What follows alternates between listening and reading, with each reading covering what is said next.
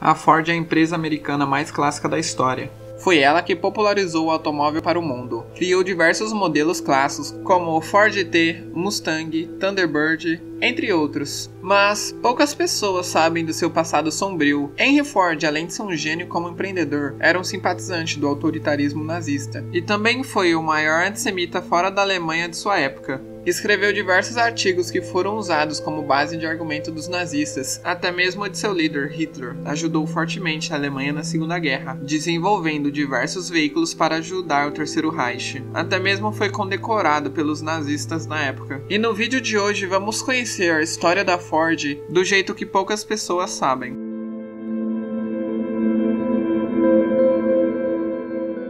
Para entender a história da marca, primeiro é preciso olhar para a história de seu criador, Henry Ford. Nascido em uma fazenda no estado de Michigan, nos Estados Unidos, e sempre gostou muito de desmontar relógios para analisar sua estrutura interna. Com isso, desde cedo o jovem garoto já demonstrava uma grande aptidão pela engenharia. Por viver com sua família em uma fazenda, Ford desde pequeno observava os equipamentos ali presentes e pensava em maneiras de aliviar o grande esforço que as pessoas faziam por meio das máquinas, buscando unir o útil ao agradável. Henry sempre buscou trabalhar em locais onde ele pudesse colocar suas habilidades de engenharia em prática. Joalherias e fábricas de motores foram alguns dos locais onde ele conseguiu os primeiros empregos. Mas uma ocupação que foi muito importante para o desenvolvimento das habilidades de Ford foi na Edison Illuminating Company, uma empresa do inventor da lâmpada Thomas Edison. Ali, além de ter contato com diversos equipamentos avançados presentes na usina, ele possuía uma pequena oficina onde podia pesquisar e criar seus próprios projetos. Com isso, Henry começou a fabricar seus próprios motores e aos 30 anos já havia instalado alguns modelos em casa. Mas foi em 1896 que a ideia de usar o motor para ajudar na mobilidade veio à cabeça de Ford.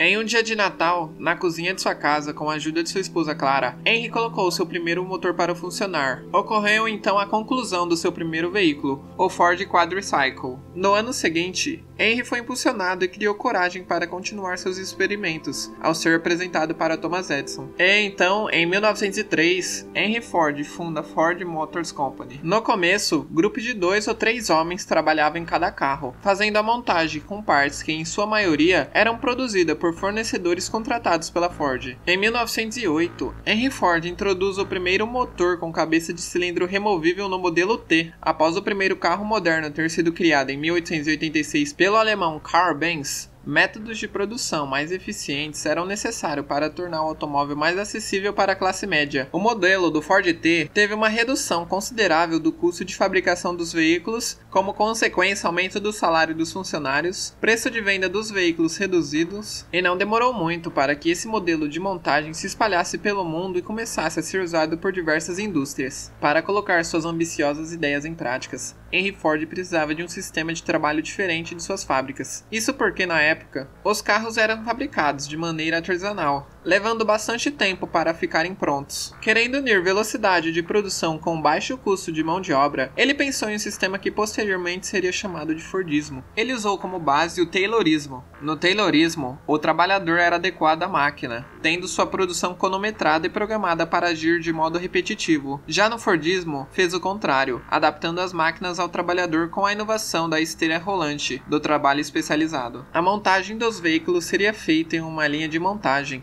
onde cada trabalhador teria uma função específica apenas. Desta forma, a empresa diminuía as chances de erro e também não precisava de trabalhadores com qualificação para o serviço. Outro ponto muito importante do Fordismo é a produção em massa dos produtos e alto estoque. Ford pensava que a melhor maneira de vender era ter o produto disponível assim que o cliente quisesse comprá-lo. Por isso, a empresa continuava fabricando e estocando os veículos mesmo que a demanda não fosse equivalente à produção. A Ford tinha números impressionantes, com um carro sendo fabricado a cada 1 hora. Todos seus carros eram fabricados na cor preto, por conta da cor secar mais rápido e assim ficar disponível mais rápido para o cliente. Após anos como a maior empresa automobilística do mundo, ela viu uma concorrente começar a ganhar cada vez mais relevância, a General Motors, também conhecida como Chevrolet. Ela já fabricava veículos com um nível de qualidade parecido com o da Ford, mas oferecia os carros em cores diferentes, algo único no mercado até aquele momento. Unindo esse evento com a ascensão do toyotismo anos depois, o sistema inventado por Henry foi ficando cada vez mais obsoleto obsoleto. Hoje em dia ele não é mais utilizado pela indústria e a empresa teve que se adaptar para continuar operando. Mesmo hoje em dia ela não tendo a relevância que ela já teve, a Ford continua sendo uma das maiores empresas automobilísticas do mundo. Mas nem tudo é louvável na história da marca. Poucos sabem que seu fundador, Henry Ford, era antissemita e simpatizante ferrenho do nazismo. O mais marcante de tudo isso é o fato de que Henry Ford hoje é visto como um dos maiores incentivadores de Hitler no tema do antissemitismo. Em 1920, Ford adquiriu um texto forjado que o convenceu da existência de uma conspiração judaica maléfica e internacional, determinada a dominar o mundo pela manipulação indireta de governos, jornais e sistemas econômicos. Esse material era chamado de Os Protocolos dos Sábios do Sião. Ford não só acreditou nisso, como decidiu usar seu poder para abastecer o mundo com a nova modalidade do antissemitismo. Para isso, comprou um jornal falido, o Dearborn Independent, que publicou Os Protocolos por 91 semanas seguidas. Depois, publicou a série numa obra chamada O Judeu Internacional. Este jornal era publicado semanalmente, e sua independência editorial estava garantida pelo próprio Henry Ford, então o homem mais rico dos Estados Unidos, que não necessitava e nem aceitava publicidade na sua publicação. O jornal e sua ideologia antissemita retratavam a linha de pensamento de Ford naquele momento. Usando para divulgação as técnicas que dominava de produção em massa, Henry Ford multiplicou o alcance de Os Protocolos, transformando-o de panfleto sem valor num best-seller nacional com tiragem de 500 mil exemplares. Ao direcionar o poder de Ford à tarefa de semear hostilidade, Ford foi o primeiro a organizar o antissemitismo político nos Estados Unidos. Com isso, logo se tornou o herói dos antissemitas do mundo inteiro. Segundo Ford, a chegada em grande número de judeus oriundos dos países leste-europeu na América nada tinha a ver com perseguições no velho continente. Não seria para ele uma imigração, e sim uma verdadeira invasão. Para Ford, os judeus estavam deturpando as artes americanas com uma sensualidade oriental, suja, incidente, instalando um veneno moral. Ford publicou O Judeu Internacional em 4 volumes, e em diversas passagens, os judeus são representados como vermes que devem ser extirpados. Adolf Hitler e seus colaboradores usaram esses termos muitas vezes para justificarem os seus crimes. A contribuição de Ford para a propagação do antissemitismo não se limitou apenas à literatura. Trabalhou duramente para construir uma comunidade de antissemitas. De início, alguns amigos influentes reuniam-se no jornal e depois em outros setores da comunidade próxima a Detroit. Há poucos anos, a Ford publicou uma nota onde confirmava o fato de que a empresa havia trabalhado com mão de obra escrava na Alemanha durante o regime nazista. Na Alemanha, Ford era venerado. Ele e Hitler nutriam grande admiração um pelo outro. O Judeu Internacional foi traduzido e publicado na Alemanha em fevereiro de 21 e teve 6 edições em 2 anos, com milhares e milhares de exemplares impressos. O livro de Ford tornou-se rapidamente a bíblia dos antissemitistas alemães e das primeiras levas do partido nazista. Hitler se referia a Ford como seu herói, e isso justifica a condecoração que Ford recebeu de Hitler, a Medalha da Águia Alemã, numa impressionante cerimônia em Berlim.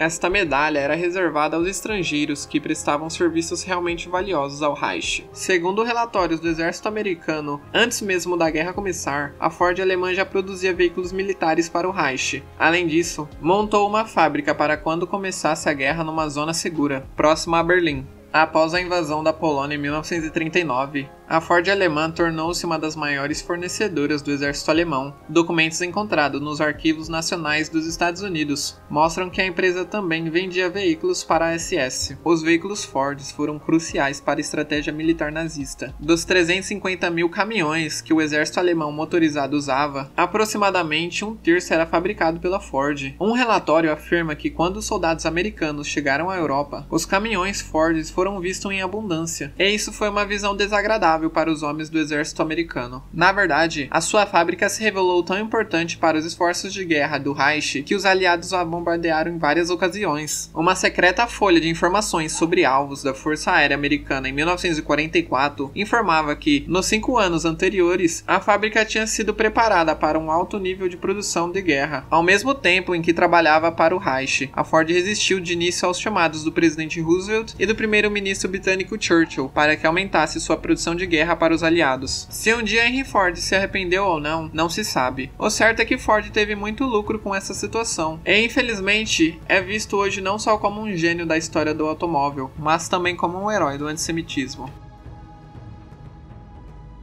Muito obrigado se você assistiu o vídeo até aqui. Se você gostou do conteúdo, deixa o like, compartilha e se inscreva.